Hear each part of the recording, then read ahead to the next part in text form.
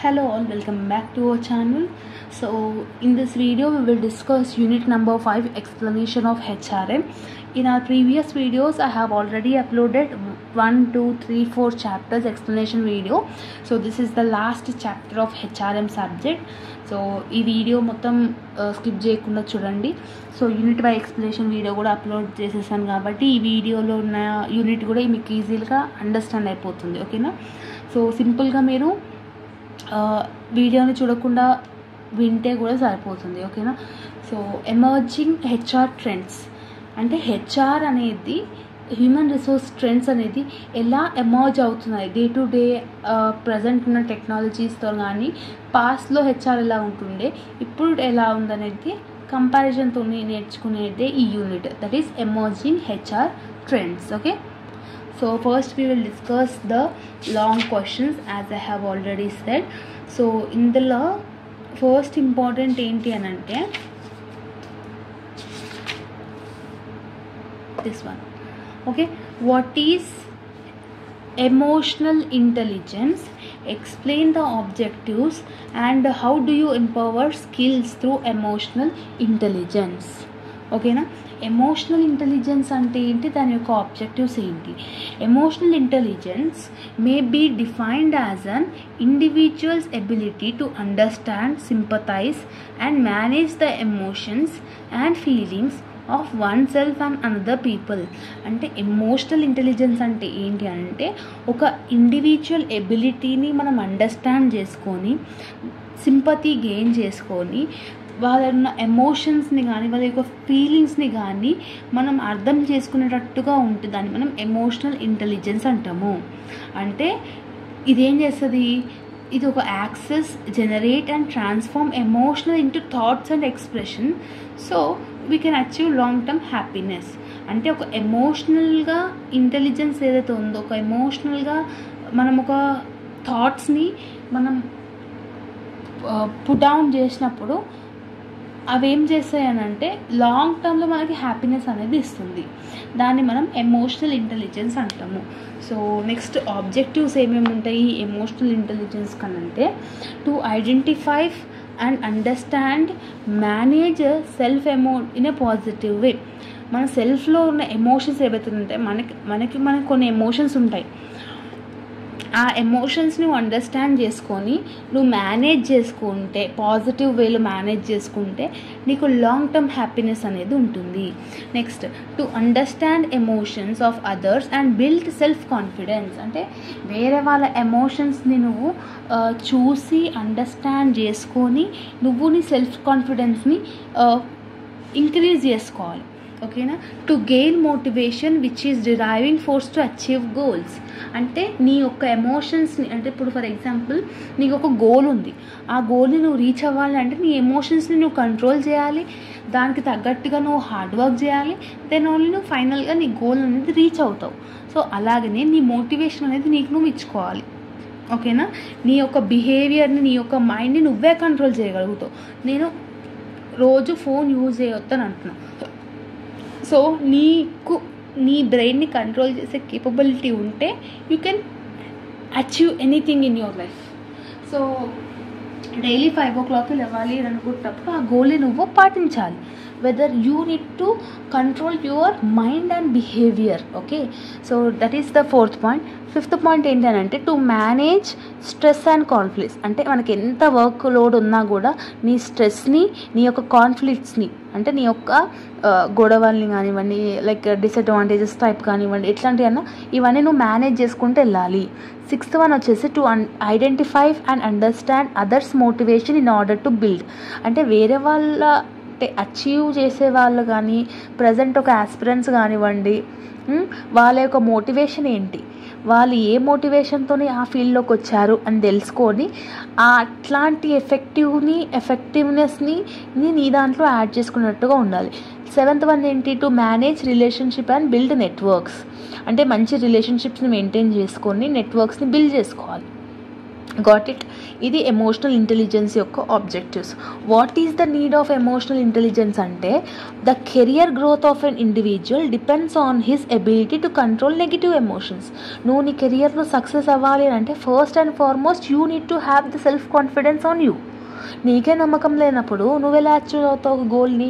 అందుకనే ఈ emotional intelligence అనేది కంపల్సరీగా ఉండాల్సిన క్వాలిటీ అనమాట. Next, all organization job specifically require the intelligence of emotional balance. ఇప్పుడు మోస్ట్ ఆఫ్ ది ఇంటర్వ్యూస్లలో నీ మెంటాలిటీ ఎలా ఉందనేది చెక్ చేస్తారు. నీకు డిగ్రీలో 99% వచ్చినా కూడా they won't care. How much you are having the thinking ability, how much you are having the practical knowledge is important. నీ పర్సంటేజ్ ఎంత వచ్చిందనేది ఇంపార్టెంట్ కాదు. Next one, at work the abilities of people function parallelly concept of the emotional intelligence.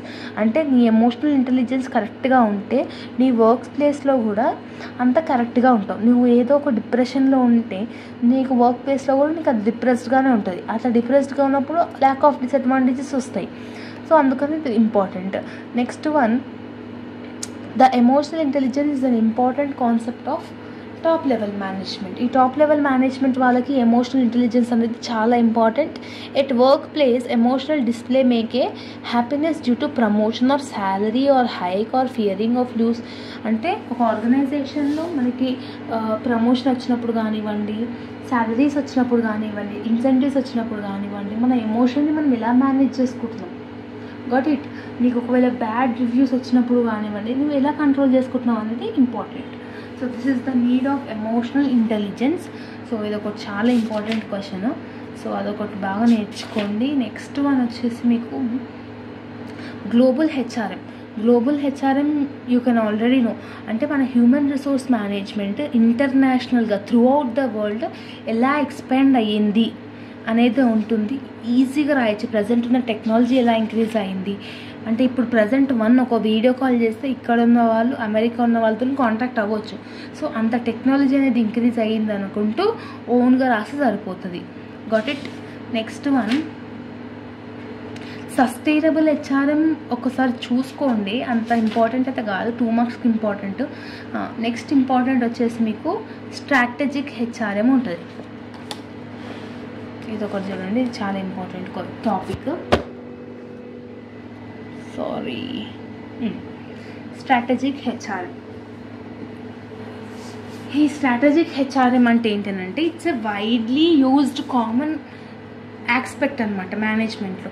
ఏంటి ఈ యొక్క common goal ఏంటి అని అంటే హెచ్ఆర్ సిస్టమ్స్ ఏవైతే ఉన్నాయో ఒక ఆర్గనైజేషన్లో అది ఎంత ఎఫెక్టివ్గా యూజ్ అవుతుంది అనేది ఇంపార్టెంట్. హెచ్ఎస్ఆర్ఎం అంటాం. హెచ్హెచ్ఆర్ఎం అంటే strategic human resource management to make effective use of human resource for the meetings in the organization. ఈ యొక్క ఏం చేస్తుందంటే ఆర్గనైజేషన్లో ఉన్న మీటింగ్స్ కానీ ఆర్గనైజేషన్స్లో ఉన్న వర్క్స్ని కానీ ఎఫెక్టివ్గా యూజ్ చేయడానికి చాలా బెనిఫిట్ అయ్యేది ఉంటుంది. మోడల్స్ ఆఫ్ స్ట్రాటజిక్ హెచ్ఆర్ఎం అంటే బిజినెస్ మోడల్ ఉంటుంది, స్ట్రాటజిక్ లేబర్ ఉంటుంది, స్ట్రాటజిక్ ఫిక్స్డ్ మోడల్ ఉంటుంది. బిజినెస్ మోడల్స్లో ఈ స్ట్రాటజీ అంటే బిజినెస్లలో ఈ స్ట్రాటజీ హెచ్ఆర్ఎం ఎట్లా యూస్ఫుల్ అవుతుంది. లేబర్ అలొకేషన్ ప్రాసెస్ అంటే ఎస్ఎల్ఏపి స్లాబ్ మోడల్ అంటాము. సో ఈ స్లాబ్ మోడల్లో హెచ్ఆర్ ఎలా యూజ్ అవుతుంది, స్ట్రాటజిక్ హెచ్ఆర్ఎం ఎలా యూజ్ అవుతుంది అనేది కూడా ఇంపార్టెంట్. Got it. నెక్స్ట్ ఇందులో మెయిన్ రెస్పాన్సిబిలిటీ ఆఫ్ హెచ్ఆర్ ఏంటి, లేబర్ సప్లై అండ్ డిమాండ్. అంటే హెచ్ఆర్ మేనేజర్ యొక్క డిమాండ్ 100 ఉన్నప్పుడు సప్లై కూడా 100 ఉండాలి. Got it. సో అది మేనేజ్ చేసే కేపబిలిటీ హెచ్ఆర్లో ఉండాలి. సో ఆ హెచ్ఆర్లో ఎలా ఉండాలి అని చెప్పారంటే స్లాబ్ మోడల్. Got it. దాని స్ట్రాటజీస్ని యూజ్ చేయడం, పేర్లోనే తెలిసిపోతుంది స్ట్రాటజీస్ని యూజ్ చేయడం అని చెప్పేసి దాన్ని బట్టి మీరు ఓన్గా రాస్తే సరిపోతుంది. Next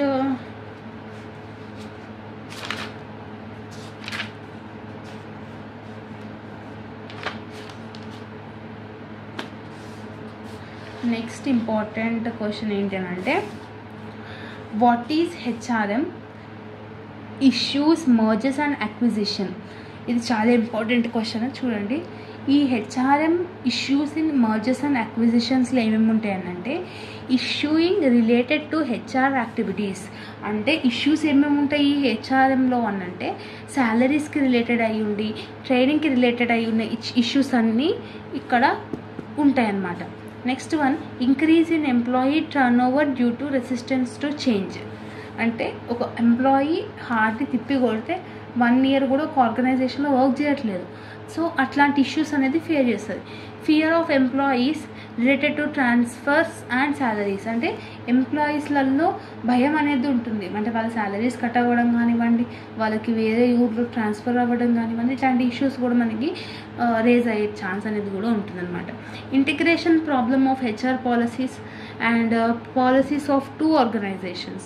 so next one culture differences between emerging and అంటే కల్చరల్ డిఫరెన్సెస్ ఉంటాయి. ఇప్పుడు కొన్ని ఎంఎన్సీ కంపెనీస్లో మోస్ట్లీ నైట్ షిఫ్ట్స్ ఉంటాయి అన్నమాట. నైట్ షిఫ్ట్స్లో మోస్ట్లీ మన ఇండియన్స్ ఇంకా కంఫర్టబుల్ ఫీల్ అవ్వలేదు. సో అట్లాంటప్పుడు ఏమవుతాయి, మనకు కొన్ని ఆపర్చునిటీస్ ల్యాక్ అవుతాయి. హెచ్ఆర్ఎంలో ఇది ఒక పెద్ద ఇష్యూ అలాగా మెయిన్ డిసడ్వాంటేజ్ లాగా ఉంటుంది.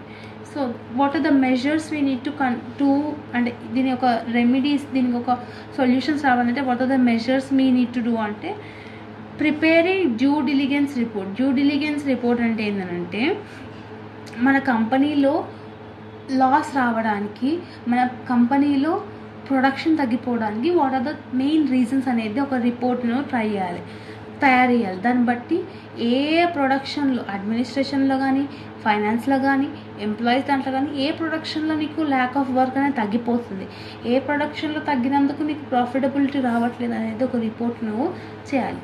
Next one creation of man power plan.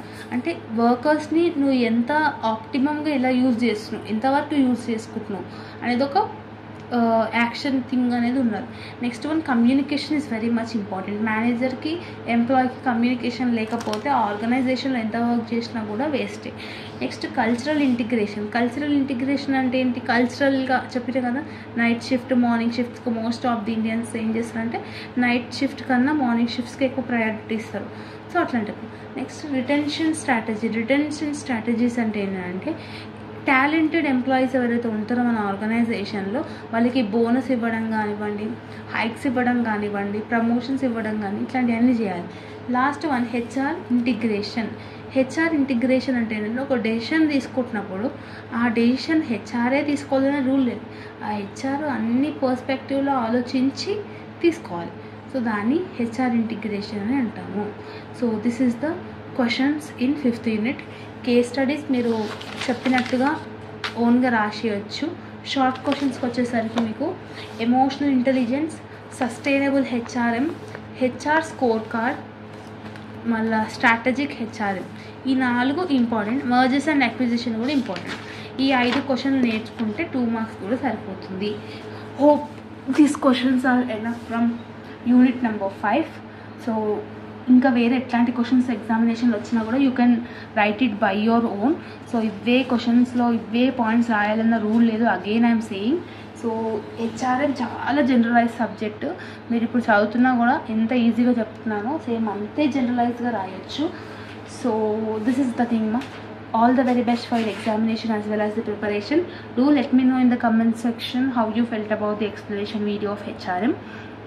And all videos మన ఛానల్లో ఉన్నాయి. So all the very best for your examination as well as the preparation. If you like this video, then do like, share, comment and subscribe to our channel and share with all your friends and MBA groups. Okay, see you all in the next video. Bye bye everyone.